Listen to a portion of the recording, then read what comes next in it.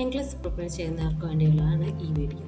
എൻ്റെ ഇമ്പോർട്ടൻ്റ് ആയ വാർഫറിനെ കുറിച്ചിട്ട് മസ്റ്റായിട്ട് നമ്മൾ അറിഞ്ഞിരിക്കുന്ന കുറച്ച് കാര്യങ്ങളെ കുറിച്ചിട്ടാണ് പറയുന്നത്. അപ്പോൾ നമുക്കറിയാം ഇത് ആൻറ്റികയാഗുലൻ്റ് ആണ്, അതുപോലെ പ്രിവെൻസ് ക്ലോഡിംഗ് പാറ്റേഴ്സ് ആണ്.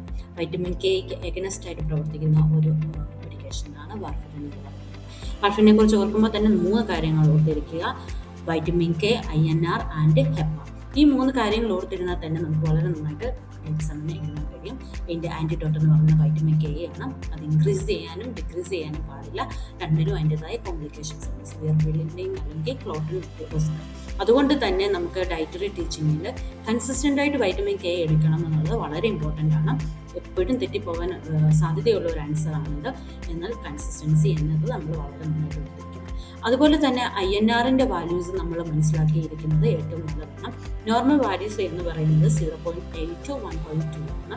എന്നാൽ തെറാപ്യൂട്ടിക് ആയിട്ടുള്ളവർക്ക് 2 to 3യും ഹൈ റിസ്ക് ഉള്ളവർക്ക് എബോവ് 3യുമാണ് എൻഗ്ലിഷ് അഡ്വൈസ് ചെയ്തിരിക്കുന്നത്.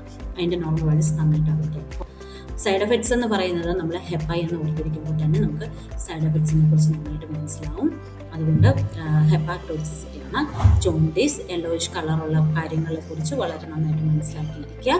അതുകൊണ്ട് തന്നെ ഇത് വളരെ നന്നായി മനസ്സിലാക്കിയിട്ട് തന്നെ വാർഫറിനെ കുറിച്ചിട്ടുള്ള ആൻസേഴ്സ് എഴുതുക.